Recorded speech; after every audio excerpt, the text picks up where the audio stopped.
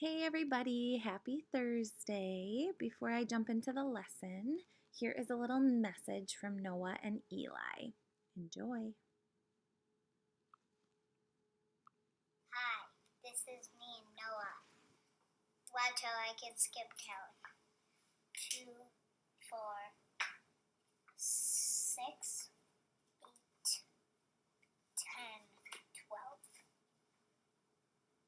Nice job. Eli, did you want to tell my students anything? Yeah. What did you want to teach them? I see. No, you're in the camera right there, so you just got to tell them what you want to say. I'm building the puzzle. You're doing a puzzle. I'm doing a puzzle. And what's on your puzzle? Dinosaurs. Honey, please don't put your finger in your nose. Dinosaurs. Dinosaurs. What's your favorite dinosaur? T-Rex. The T-Rex. Do you want to tell my students to have a great day? Have a great day. Tell them, be good. Be good. Okay. See you later. Don't push the button. Aren't they so cute and so smart? They ask about you guys all the time. So tonight they were like, can we help teach your students? And I said, sure. So there's your first lesson for today. Skip counting by twos and please don't pick your nose. Now on to the lesson. All right, I gotta get this lined up here.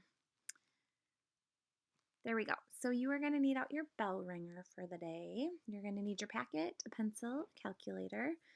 I'll give you a second to get that stuff out, get your binder out of the way, get yourself organized, and get started on doing your bell ringer. And while you're doing that, I'm just going to remind you that today is a great day, and I hope that you have already greeted Mrs. Hines and given her a warm welcome. And I just want you to know that she is a brilliant mathematician. So if at any point today you are stuck or have questions or you need clarification, please don't hesitate to ask her. She's great. And I've been telling her wonderful things about you guys too. So I hope that you are on your best behavior and that you show her how great you guys are and how hard you can work. So today is Thursday, February 7th. 2 quick reminders. Number 1, you have a quiz tomorrow on Friday. It is on everything up to or through homework number 6. Nothing that you learned today will be on the quiz, but all the stuff that you've been working really hard on the last couple weeks will be on the quiz. So nothing to stress out about. I really feel like you guys are ready for it, and I think you're going to do great. Today you have homework number 8 to complete. And I'm going to teach you this lesson, and I want to hold you accountable for listening to the video. I know some of you have ants in your pants and you want to just get straight to the homework, but I need you to take the notes carefully and respond to the couple question prompts that I ask you to respond to. And I'm going to check these things on Monday in your packet. So please make sure you listen to the whole video. You're welcome to pause or play or fast forward or rewind as you go. But don't miss anything as you're watching. So here we go. I'll give you a couple minutes to do your bell ringer and then just press play again when you're ready to move on. Hopefully by now you're like, what the heck is number 3? I could sit here and write possible solutions forever. Is she going to tell us when to stop? Because this is crazy. And it is crazy because there's infinitely many solutions to the inequality x minus y is greater than 10. So I asked this question because it's a great introduction to the lesson for today. We are going to learn how to solve linear inequalities. If your I can statement is not written, get it down, and then let's get started.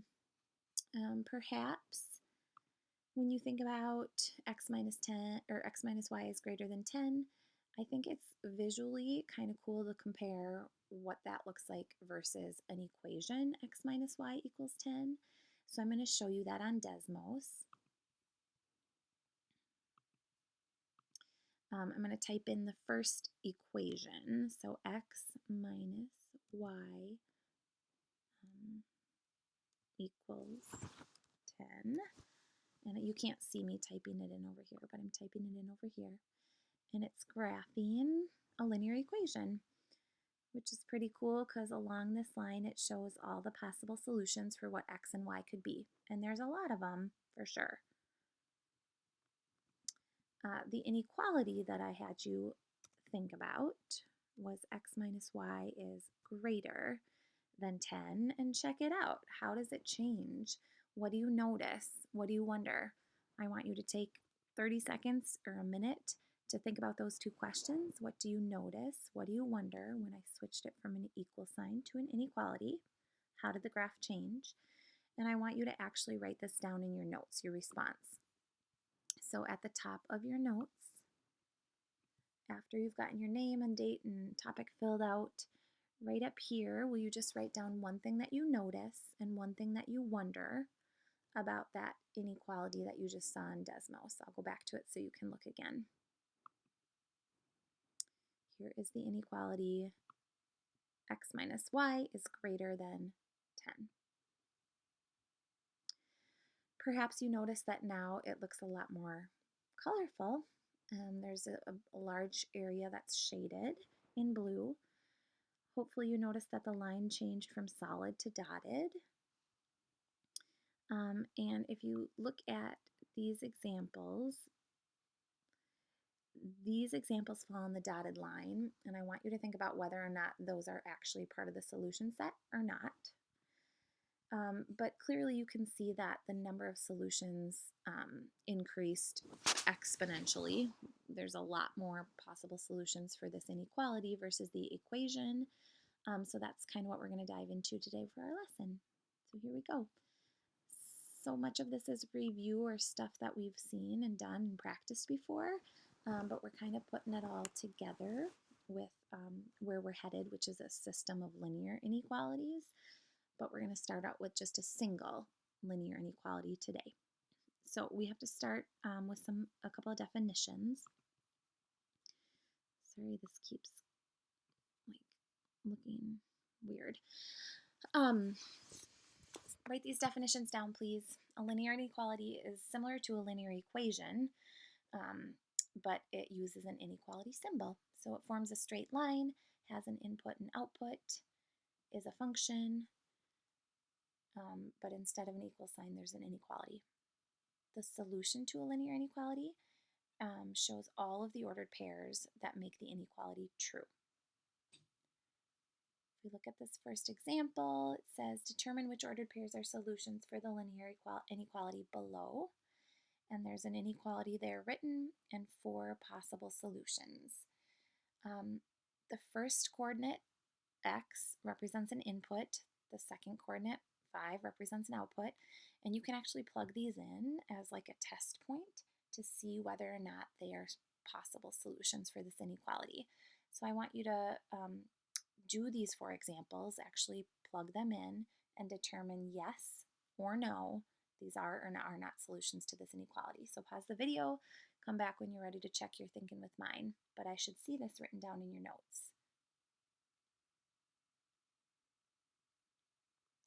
Okay, so if your thinking matches mine, the first and the last ordered pairs represent 2 points that would make this inequality true. Excuse me, which means they're part of the solution set. So how do we actually do this? Graphing linear inequalities have, there's 3 steps, and some of it we're going to fill in, other parts I'm going to leave blank because I kind of want you to discover those things. But step number 1 says put the inequality in blank blank form. What is our favorite form for when we need to graph a straight line? Say it with me, people. Slope-intercept form, or y equals mx plus b. Step number 1, put the inequality in slope-intercept form. Something that you need to recall is that anytime you're manipulating or converting an equation from, let's say, standard form to slope-intercept form, if it's an inequality and you, at any point, if you multiply or divide by a negative, you need to flip the inequality symbol. And so please don't forget that.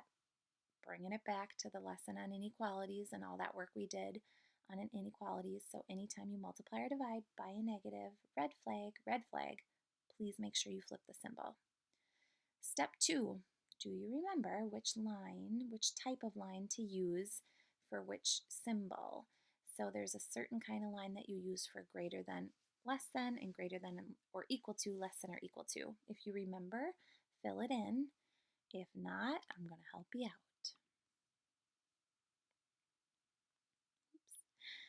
Use a solid line for less than or equal to, greater than or equal to, and a dotted line for less than or greater than. Because a solid line represents that all of those points that fall on the line are also a part of the solution set. So we need to show that they're shaded somehow, which is why we have a solid line. Dotted lines, however, the lines or the points that fall on the line are not going to satisfy the inequality, which is why we leave them open or dotted. Okay, this example, 2x minus 3y is less than 15. We're trying to figure out where are all of the coordinates that would satisfy this inequality. So we're going to start by graphing the line. However, this is not in slope-intercept form, so step number 1, convert to slope-intercept form. Do it. You guys are rock stars at this.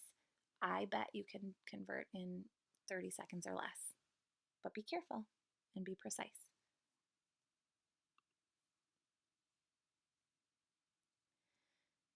Okay, so subtract 2x, divide by negative 3. Careful, red flag. You got to flip the symbol because you divided by negative 3. So the symbol switches from less than to greater than. And now we've got something to work with that we can graph. Y is greater than 2/3 x minus 5. Graph the line, starting with the y-intercept at negative 5. Excuse me.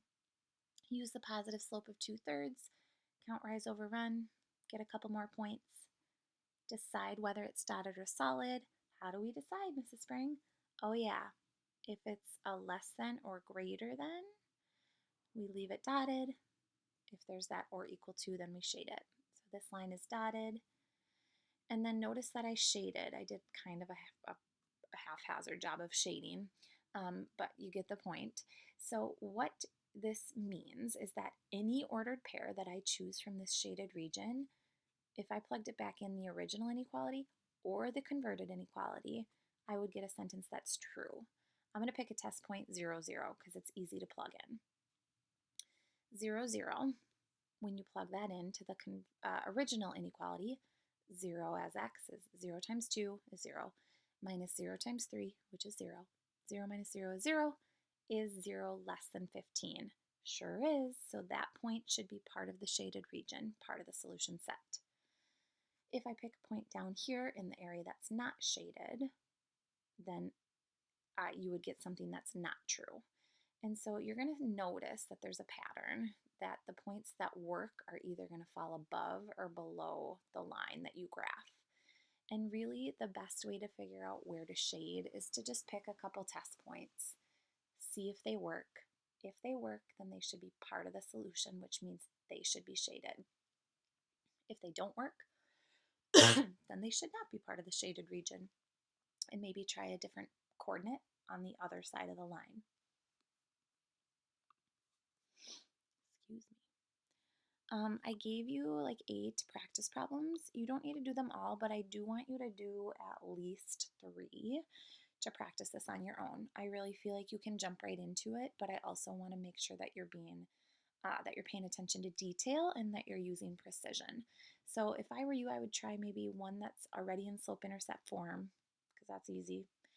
Maybe one that you need to convert from standard form to slope-intercept form, just to check, make sure you flip the sign the correct way. And then 7 and 8, if you take a peek at those, might be kind of tricky. Take a minute to think about it because you are so capable of doing those correctly. But if you need to pause the video, do some example problems, and then come back and check out 7 or 8, I'm going to kind of explain those next. So how many of you remembered that y equals something, or in this case, y is less than or equal to negative 4, represents a straight line, slope of 0, And to pick out a shade, you can kind of just think about this one because it's asking you what are the y values or the y coordinates that are less than or equal to -4? Well, that's everything down here. If you pick any point in this shaded area, it's got a y coordinate that's less than or equal to -4. Solid line because all of these points that fall on this line also have coordinates that are equal to or less than -4. X is greater than 7, undefined line, dotted, shaded to the right because all the coordinates to the right of that line have an x value greater than 7. Make sense? Sweet. I think you're ready to try some out. Finish up those at least 3 example problems.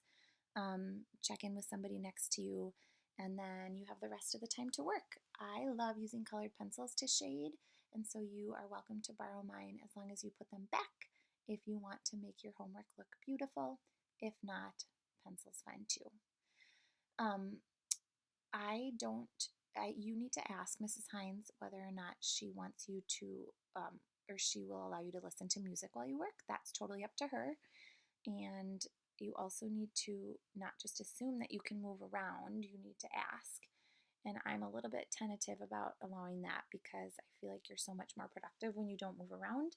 But I'm going to leave that up to Mrs. Hines and remind you to use self control and also be mindful of people. If you do move around, to be mindful of other people, especially with your noise level or your volume. Okay?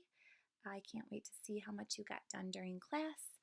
And again, if you have any questions at all, don't hesitate to ask Mrs. Hines. Homework number 8 is due tomorrow. You will start out tomorrow by correcting this, doing math bowling, and then taking your quiz, rocking your quiz. Have a great rest of your day, you guys, and an excellent weekend. If I don't see you, thanks again so much. And just for fun, I want to see who listened to this video all the way at the end, all the way to the end. So if you did, will you please put a giant smiley face right here on number 8.